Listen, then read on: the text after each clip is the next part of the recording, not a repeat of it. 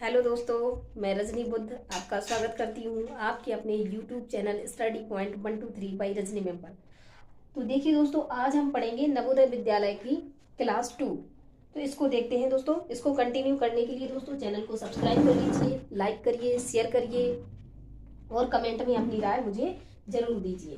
तो देखिए दोस्तों, हम यहाँ पे पहला क्वेश्चन देखते हैं कि यदि एक संख्या बी एक अन्य संख्या सी से 10% कम है तथा सी 150 से 5% अधिक है तो बी का मान ज्ञात कीजिए।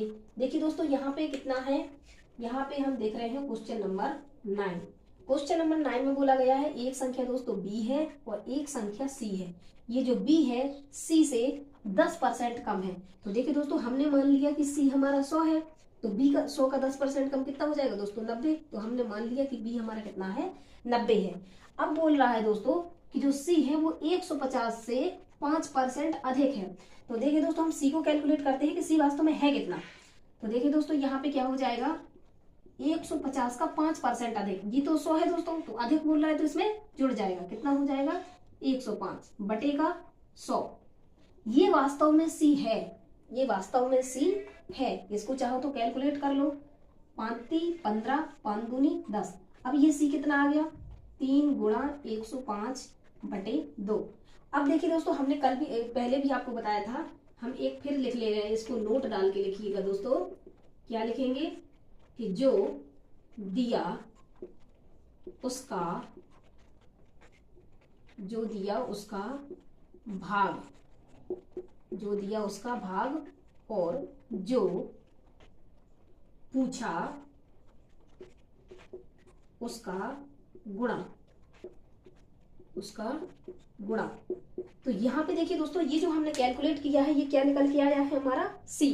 क्योंकि उसने बोला है कि सी 150 से 5% अधिक है। तो जब हम 150 का 5% अधिक निकालते हैं तो ये क्या निकल के आया, सी। और सी की वैल्यू दोस्तों हमने क्या मानी है, 100। क्या मानी है, 100। और उसको वैल्यू किसकी चाहिए है, तो बी का मान ज्ञात कीजिए दोस्तों। तो बी का मान हमने यहाँ पे कितना माना है, 90। तो इसमें 90 का गुणा कर देंगे। अब देखिए दोस्तों, इसको हल कर लेते हैं। तो देखिए आंसर क्या आएगा, 2 से 2 काटे, 0 से 0 काटेंगे, एक बार और 5 से काट देंगे तो 5 दूनी 10, 5 एकम 5 और 5 दूनी 10। इसका दोस्तों गुणा कर लेंगे।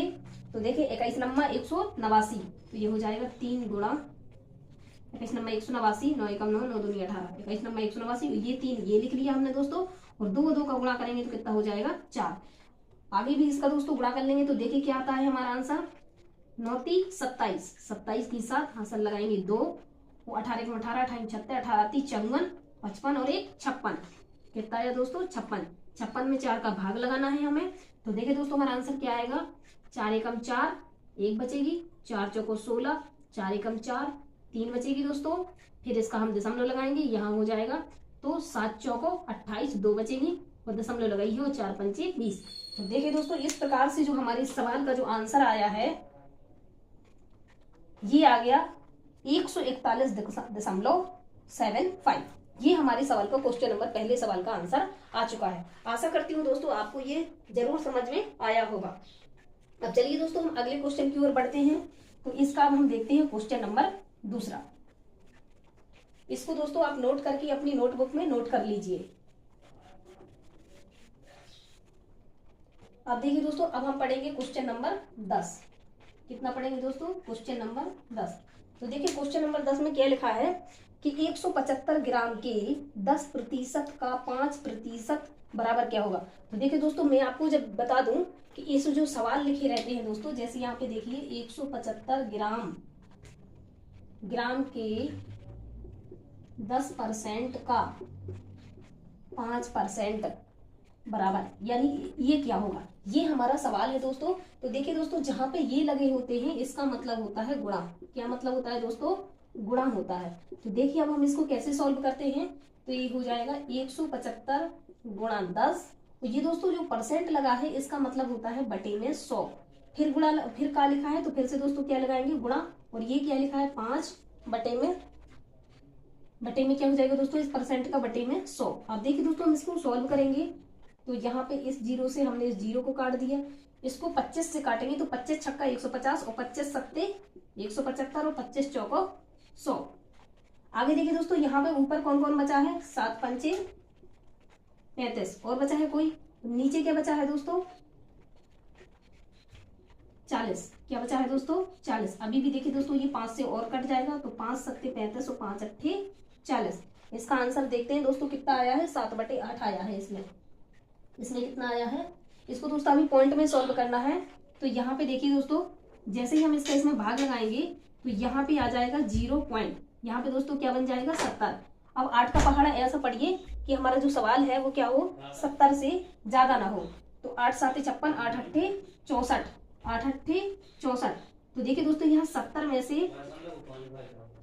में से जब आप 64 घटाएंगे तो कितना बचेगा, 6। अब देखिए दोस्तों, यहाँ पे हमारा हो गया 6। अब यहाँ पे पॉइंट लगाए तो यहाँ पे 0 हो ही जाएगा। अब 8 का पहाड़ा फिर से पढ़िए, तो 8 5 40, 8 6 48, 8 7 56, क्या हो जाएगा, 8 7 56। यहाँ से 56 घटाएंगे दोस्तों तो क्या बचेगा, 4, और 8 पंचे 40। यहाँ पे पॉइंट लगाएंगे तो यहाँ हो जाएगा 8 पंचे 40। इस प्रकार से दोस्तों देखिए हमारे क्वेश्चन नंबर 2 का भी आंसर आ गया है। अब हम देखते हैं दोस्तों, आशा करती हूँ ये वाला क्वेश्चन भी आपको बहुत अच्छे से समझ में आ गया होगा। इस प्रकार से अब हम देखते हैं दोस्तों क्वेश्चन नंबर 3। देखिए, तो आज की क्लास का हमारा क्वेश्चन नंबर 3 है और पेपर सेट का क्वेश्चन नंबर 11वां है। तो देखिए दोस्तों, अब हम देखते हैं क्वेश्चन नंबर 11। देखिए क्वेश्चन नंबर 11 क्या बोल रहा है, इसमें लिखा है कि निम्न व्यंजक का निकटतम परिणाम पूर्ण संख्या में है। तो दोस्तों यहाँ पे क्वेश्चन लिख नहीं पाया है, मैं आपको बता दूं, बुक से मैं आपको लिख देती हूँ ताकि आपको समझ में आ जाए। तो देखिए दोस्तों, यहाँ पे जो क्वेश्चन नंबर 11 है वो क्या होगा, क्वेश्चन नंबर 11 है दोस्तों, 49.6 multiply 10.2 minus 7.1 multiply 29.7 minus 5.1 multiply 20.1। अब यहाँ पे देखिए दोस्तों, हमें इसमें क्या करना है, इसमें बोला गया है दोस्तों कि निम्न व्यंजक का निकटतम परिणाम लिखना है हमें। तो निकटतम, तो ये देखिए दोस्तों कि ये वाली संख्या, इसके लिए लिख दूं, यदि 5 से बड़ी है, 5 से बड़ी है दोस्तों, 5 से बड़ी होगी तो एक यहाँ जुड़ जाएगा, यानी 1 प्लस हो जाएगा। क्या हो जाएगा दोस्तों, अगर 5 से बड़ी है तो 1 प्लस हो जाएगा। और यदि ये वाली संख्या दोस्तों 5 से छोटी है, कैसी है दोस्तों, 5 से छोटी है, कैसी है, 5 से छोटी है, 5 से छोटी होगी दोस्तों, तो फिर इसमें कोई परिवर्तन नहीं होगा, यानी ये 0 रहेगा। अब यहाँ पे देखिए दोस्तों, मैं समझती हूँ दोस्तों, ये आप यहाँ सब जगह समझ लेंगे कि यहाँ पे कब जोड़ना है और कब घटाना है। तो आगे देखिए दोस्तों, अब हम क्या समझते हैं, अब हम समझेंगे यहाँ पे कि ये वाला जो हमारा 6 है, ये कैसा है दोस्तों, 5 से बड़ा है, कैसा है, 5 से बड़ा है। तो ये 49 में 1 जुड़ेगा तो कितना हो जाएगा दोस्तों, 50 गुणा। अब ये देखिए दोस्तों, ये 5 से छोटा है, इसलिए ये क्या रहेगा दोस्तों, 10 ही रहेगा, माइनस ये भी 5 से छोटा है, इसलिए ये 7 ही रहेगा। ये देखिए दोस्तों, ये 5 से कैसा है, बड़ा है, इसलिए इसका इसमें 1 जुड़ जाएगा, तो 29 का क्या बन जाएगा, 30, माइनस ये 5 से 1 क्या है, छोटा है, 5 से छोटा है ये, तो इसलिए ये 5 ही रहेगा। ये 20 ही रहेगा, क्योंकि पॉइंट के बाद एक संख्या है तो वो 5 से छोटी है, इसलिए उसमें कोई परिवर्तन नहीं होगा। ये निकटतम मान का मतलब होता है, जब ये शब्द लिखा हो कि निकटतम मान, याद कीजिए क्या लिखा हो दोस्तों, निकटतम। तो निकटतम में हम ऐसा करते हैं। अब देखिए आगे कर लेते हैं, 5 का 10 में गुणा करेंगे दोस्तों तो क्या हो जाएगा, 500 माइनस, अब इनका क्या कर लेंगे, इन दोनों का आपस में गुणा करना था, इन दोनों का आपस में गुणा करना था, तो 7 3 21, ये क्या हो जाएगा दोस्तों, 210, और ये क्या है, 5 दूनी 10। अब देखिए दोस्तों, यहाँ पे क्या हो जाएगा, 500 माइनस, ये दोनों ही संख्या माइनस माइनस की है, इसलिए क्या होगा दोस्तों, जुड़ जाएगा। तो 210 में 100 और जोड़ देंगे तो कितना हो जाएगा, 310। अब क्या कर लेंगे दोस्तों, इसमें से इसको माइनस कर देंगे, तो 0 में से 0 जाएगा 0, इस वाले 0 में से बन जाएगा तो क्या आएगा 9, और यहाँ 5 में से 4 जाएगा तो कितना हो जाएगा 1। तो हमारा जो दोस्तों आंसर आया इसका 190 एकदम करेक्ट आंसर है। ये क्या हो जाएगा, हमारा एकदम करेक्ट आंसर होगा। आशा करती हूँ दोस्तों आपको इस क्लास का क्वेश्चन नंबर 3 और अपने पेपर सेट का क्वेश्चन नंबर 11 बहुत अच्छे से समझ में आया होगा। अब देखिए दोस्तों, हम देखते हैं अगला क्वेश्चन।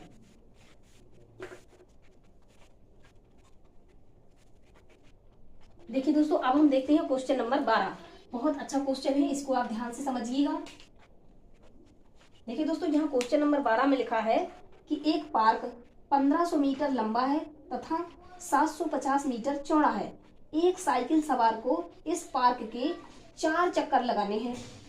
4 चक्कर लगाने हैं और वो जो उसकी जो साइकिल चलाने की जो स्पीड है दोस्तों, वो 4.5 किलोमीटर प्रति घंटा की चाल से चल रहा है। तो उसको कितना समय लगेगा, ये हमको निकालना है। चलिए दोस्तों, इसको बहुत अच्छे से समझते हैं। बहुत अच्छा क्वेश्चन है। तो पहले तो देखिए दोस्तों, एक पार्क है, इतने मीटर लंबा और इतने मीटर चौड़ा है। इसका मतलब दोस्तों, अगर लंबाई और चौड़ाई अलग अलग दी गई है तो फिर वो क्या होगा दोस्तों, वो होगा आयत। वो क्या होगा दोस्तों, आयत होगा। उसने क्या बोला है दोस्तों कि उसकी जो लंबाई है वो 1500 मीटर है। कितनी है, 1500 मीटर। और इसकी जो चौड़ाई है वो कितनी है, 750 मीटर। कितनी है दोस्तों, 750 मीटर है। और क्या दिया गया है हमें, साइकिल सवार इस पार्क के कितने चक्कर लगाना है, उसको 4 चक्कर लगाना है। कितने चक्कर लगाना है, 4 चक्कर। कितने चक्कर लगाना है दोस्तों, 4 चक्कर लगाना है। और क्या दिया गया है दोस्तों हमको, और उसकी चाल भी दी गई है। इसकी साइकिल सवार की कितनी चाल दी गई है, साइकिल सवार की 4.5 क्या दी गई है, किलोमीटर प्रति घंटा। ये हमको उसकी चाल दी गई है। हमसे पूछा क्या है दोस्तों, हमसे पूछा है समय, कि उसमें कितना समय लगेगा उसको साइकिल चक्कर 4 चक्कर लगाने में। चाल उसकी ये है तो उसको समय कितना लगेगा, ये हमको बताना है। तो आप देखेंगे दोस्तों कि अगर कोई खेत है और या कोई पार्क है और साइकिल चालक उसकी चक्कर लगा रहा है दोस्तों, तो कहाँ लगाएगा, उसकी परिधि पर लगाएगा। कहाँ लगाएगा दोस्तों, उसकी बाउंड्री पर, उसकी मेड़ पर। तो हम सबसे पहले क्या करेंगे दोस्तों, ये आयताकार है तो हम क्या निकालेंगे, आयत का परिमाप। क्या लगाएंगे दोस्तों, आयत का परिमाप। तो आयत की परिमाप का फॉर्मूला देखिए दोस्तों, क्या हो जाएगा, 2 गुणे लंबाई प्लस चौड़ाई। यहाँ पे देखेंगे दोस्तों तो 2 ज्यों का त्यों रहेगा। लंबाई कितनी है दोस्तों हमारे पास, 1500। कितनी है, 1500। चौड़ाई कितनी है, 750। आगे देखिए दोस्तों, ये हो जाएगा 2 गुणा। अब 1500 में 750 को जोड़ेंगे तो देखिए दोस्तों, 0 0 जोड़ेंगे तो 0, 0 में 5 जोड़ा जाएगा तो 5, 7 में 5 जोड़ेंगे तो 7 5 12, 12 की 2, हंसलाई 1, 1 और 1 2। ये कितना हो जाएगा दोस्तों, 2250। अब देखिए यहाँ पे दोस्तों, इसमें 2 का करेंगे गुणा तो ये 0, 5 दूनी 10, हंसल आएगी 1 और 22 दूनी 44 और 1 45। इसकी जो दोस्तों पेरीमीटर है, यानी जो इसकी परिमाप है, वो कितनी आ गई है, 4500 मीटर। कितनी आ गई है, 4500 मीटर। अब देखिए दोस्तों, अगर वो इतना एक चक्कर लगाता है तो वो कितनी दूरी तय करता है, 4500 मीटर। लेकिन दोस्तों उसने कितने चक्कर लगाए हैं, 4 चक्कर। तो हम क्या लिखेंगे, 4 चक्कर में तय दूरी। कितना हो जाएगा दोस्तों, 4 चक्कर में तय दूरी। देखिए 4 चक्कर में कितनी दूरी तय करेगा, तो ये हो जाएगा 4500 गुणा, कितने चक्कर लगा रहा है दोस्तों, 4 चक्कर। तो आगे इसको सॉल्व करेंगे तो देखिए 4 2 0 ज्यों के त्यों हो जाएंगे। 4 5 20, 20 का शून्य, हसल लगाएंगे 2, 4 चौको 16, 17 और 1 18। देखिए दोस्तों उसने कितनी दूरी तय कर ली है, 1800 मीटर। अब क्या करेंगे दोस्तों, हम इस दूरी को किलोमीटर में बदलना चाहते हैं। क्यों, क्योंकि दोस्तों हमारी जो चाल है वो किलोमीटर प्रति घंटा में दी गई है। तो हमें क्या करना है, इस चाल को मीटर से किलोमीटर में बदलना है। तो आप देखेंगे दोस्तों कि 1 किलोमीटर बराबर होता है 1000 मीटर। तो यहाँ पे देखिए दोस्तों, हम इस चाल को मीटर से कहाँ बदलना चाहते हैं, किलोमीटर में। तो 18,000 में यदि हम 1000 का भाग लगा देते हैं दोस्तों, तो क्या हो जाएगा, अब ये किलोमीटर में बदल जाएगा। तो हमारा कितना आंसर आया, 18 किलोमीटर। ये तो आ गई दोस्तों हमारी कुल दूरी। आशा करती हूँ दोस्तों कि आपने इतना नोट कर लिया होगा। अब हम इसको और समझते हैं। तो ऊपर से मैं थोड़ा सा मिटा देती हूँ तो आपको अच्छे से समझ में आ जाए। अब देखिए दोस्तों, आगे से अपन इसको मिटा देते हैं तो देखेंगे कि ये तो हो गई हमारी कुल दूरी। क्या हो गई दोस्तों, कुल दूरी। क्या हो गई, ये कुल दूरी। तो कुल दूरी हमारी कितनी हो गई दोस्तों, 18 किलोमीटर। और हमें जो चाल दी गई थी, चाल कितनी थी इसकी, चाल थी हमारी 4.5 किलोमीटर प्रति घंटा। और हमसे समय पूछा गया था। क्या पूछा गया था, समय। तो समय बराबर हमारा फॉर्मूला क्या होता है, दूरी बटे चाल। ये आपको याद कर लेना है। दूरी बटे चाल। तो यहाँ पे देखेंगे जब आप, तो ये हमारी दूरी कितनी है 18 किलोमीटर और हमारी चाल कितनी है 4.5। अब देखेंगे जब हम इसका दशमलव हटाएंगे तो क्या आएगा, ये हो जाएगा 18 बटे, यहाँ का नीचे का दशमलव हटाएंगे तो ऊपर एक 0 बढ़ जाएगा, यानी 10 हो जाएगा। अब हम इसको थोड़ा सा काटेंगे तो 9 से काटेंगे तो 9 दूनी 18 और 9 पंचे 45, 5 से काटेंगे तो 5 दूनी 10। तो हमें जो समय लगेगा, देखिए बच्चों को कितना हो जाएगा 4 घंटा। कितना समय लगेगा 4 घंटा। इस प्रकार से मैं आशा करती हूँ कि आपको ये वाला क्वेश्चन भी अच्छे से समझ में आया होगा। आशा करती हूँ दोस्तों आपको ये वाला क्वेश्चन भी अच्छे से समझ में आया होगा। इस प्रकार से दोस्तों हमने क्वेश्चन नंबर 12 और इस क्लास का क्वेश्चन नंबर 4 भी कंप्लीट कर लिया है। आशा करती हूँ दोस्तों आपको ये क्वेश्चन भी अच्छे से समझ में आया होगा। अब देखिए दोस्तों हम अगले क्वेश्चन को लगाने का प्रयास करते हैं।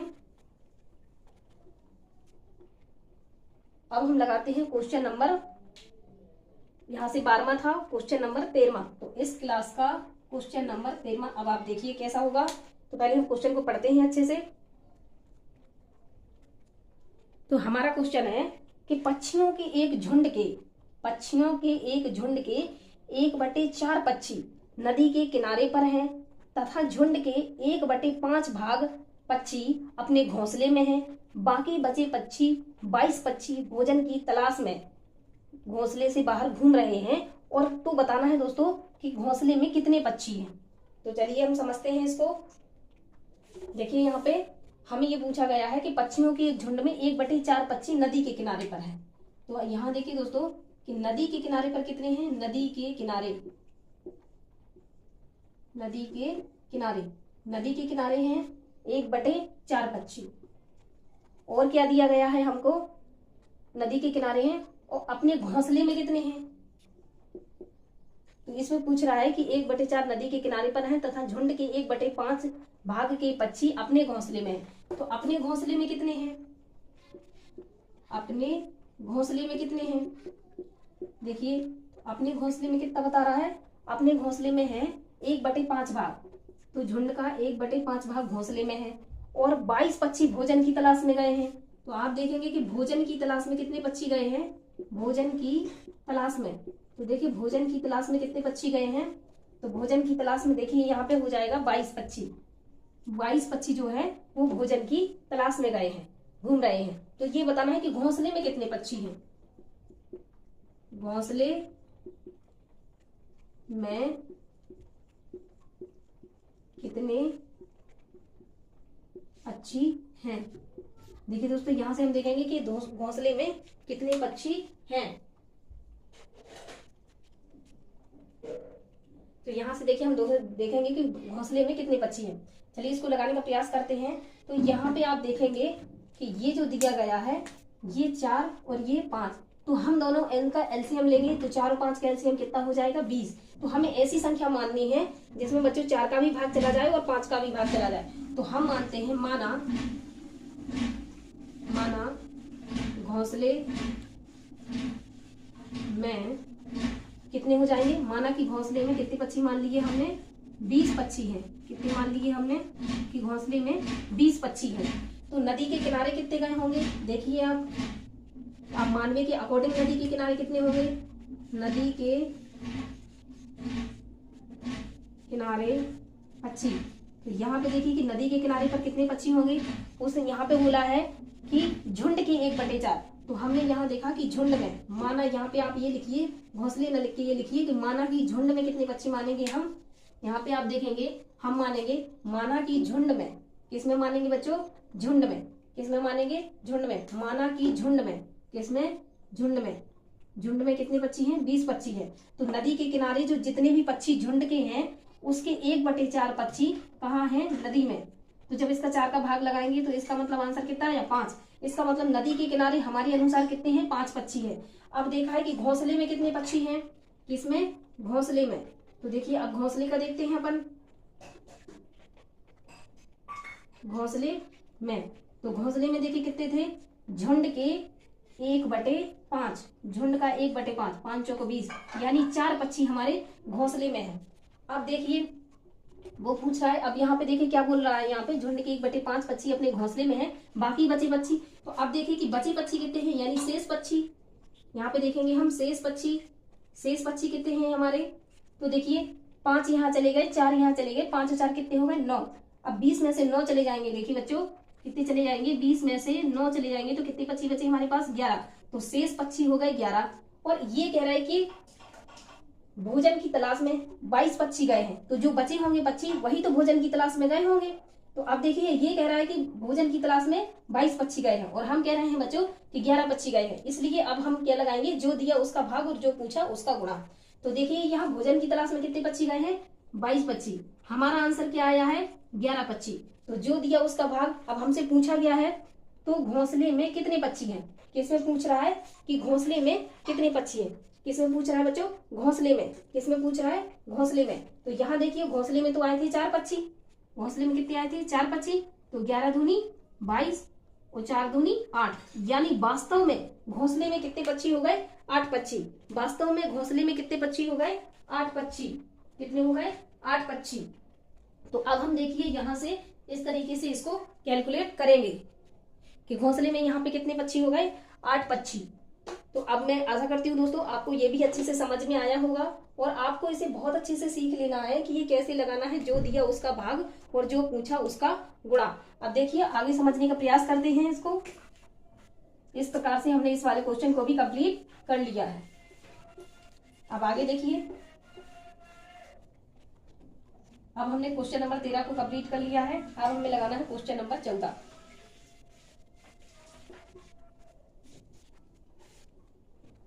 तो देखिए क्वेश्चन नंबर 14 हमारा क्या बनता है, चलिए हम प्रयास करते हैं उसको भी लगाने का।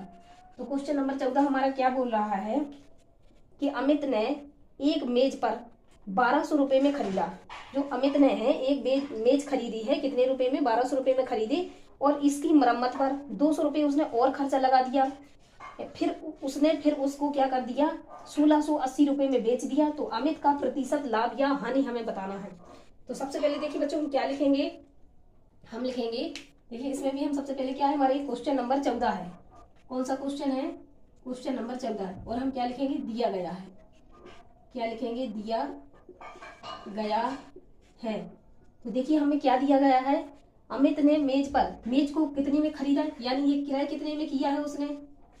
तो इसको हम क्या बोलेंगे, किराए मूल्य। क्या बोलेंगे, किराए मूल्य। तो देखिए अमित ने उस मेज को कितने रुपए में खरीदा है, 1200 रुपए में। कितने में, 1200 रुपए में। फिर उसने मरम्मत में कितना लगवाया है, मरम्मत। तो मरम्मत में उसने देखिए कितना रुपया लगा दिया है, 200 रुपया उसने और लगा दिया है। किस चीज में, मरम्मत में। तो उसका कुल खर्चा कितना हो गया, कुल खर्चा कितना हो गया, 1200 और 200 मिला के कितना हो गया बच्चों, 1400। कितना हो गया, 1400। देखिए यहाँ पे उसने 1200 में खरीदा था, 200 और लगा दिया तो कितना हो गया, 1400। कितना हो गया, 1400। अब उसने इस मेज को बेचा कितने में है, यानी विक्रय मूल्य। देखिए उसने बेचा कितने में है इस मेज को, तो कितने में बेचा है उसने, 1680 रुपए में। कितने में, 1680 में। ये उसका विक्रय मूल्य है। तो आप बताइए बच्चों, कोई चीज 1400 रुपए में खरीदो और 1680 में बेचो तो उसको लाभ होगा कि हानि। स्वाभाविक सी बात है बच्चों, जब विक्रय मूल्य ज्यादा होता है तो उसको क्या होगा, लाभ होगा। क्या होगा, उसको लाभ होगा। अब देखिए कितने का लाभ हो रहा है, 1680 में से 1400 चले जाएंगे तो देखिए आप क्या बचता है, 1680 माइनस 1400। तो देखिए क्या बचेगा, 1680 में से 1400 चला जाएगा तो क्या बचेगा, 280। यानी उसका लाभ कितना हो गया, 280। अब हमसे क्या पूछा है बच्चों, लाभ परसेंट में पूछा है। तो देखिए लाभ परसेंट का फॉर्मूला क्या होगा, लाभ परसेंट बराबर होता है लाभ, क्या होता है बच्चों, लाभ परसेंट बराबर होता है लाभ बटे किराए मूल्य गुणा 100। देखिए बच्चों यहाँ पे लाभ कितना आया है, 280। लाभ कितना आया है, 280। और किराए मूल्य कितना बना है हमारा, 1400। कितना बना है, 1400। गुणा किसका करना है, 100 का। तो 2 जीरो से 2 जीरो कट जाएंगे, 14 दूनी 28। तो उसका जो लाभ परसेंट आया है बच्चों को कितना आया है, 20%। इस प्रकार से बच्चों हमने क्वेश्चन नंबर 14 को भी कंप्लीट कर लिया है। आशा करती हूँ बच्चों आपको ये क्वेश्चन भी अच्छे से समझ में आया होगा। देखिए मैंने बोर्ड को पूरा छोड़ दिया है, आप अच्छे से इसको समझ सकते हैं। और अपनी नोटबुक पे इसे कंप्लीटली लिख सकते हैं। आशा करती हूँ बच्चों ये अच्छे समझ में आ गया होगा। अब देखिए तो बच्चों हम दूसरा क्वेश्चन लगाते हैं। दूसरा क्वेश्चन मतलब क्वेश्चन नंबर 15। देखिए क्वेश्चन नंबर 15 क्या बनता है हमारा।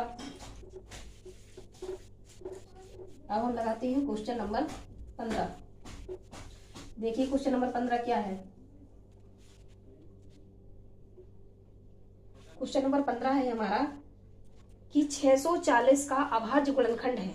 तो 640 की हमें क्या लिखनी है, अभाज्य गुणनखंड है। तो हम लिखते हैं क्वेश्चन नंबर 15। क्या लगाएंगे हम, क्वेश्चन नंबर 15।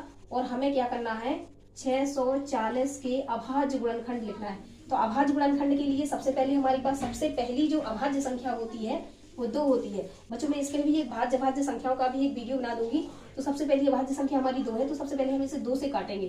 तो 3 दूनी 6 और 2 दूनी 4, 0 का 0, फिर इसे 2 से काटेंगे तो 16 दूनी 32, 0 का 0, फिर 2 से काटेंगे तो 8 दूनी 16, फिर 0, फिर 2 से काटेंगे तो ये क्या हो जाएगा 40, फिर 2 से काटेंगे तो क्या हो जाएगा 20, और फिर 2 से काटेंगे तो क्या आएगा 10, फिर 2 से काटेंगे तो हमारा आंसर क्या हो जाएगा यहाँ पे 5, और फिर 2 से काटेंगे तो यहाँ पे हो जाएगा 5 एकम 5।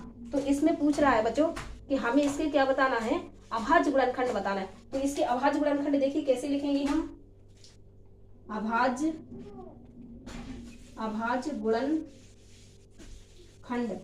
इसके अभाज्य गुणनखंड तो देखिए इसके अभाज्य गुणनखंड क्या हो जाएंगे, 2 गुणा 2 गुणा 2 गुणा 2।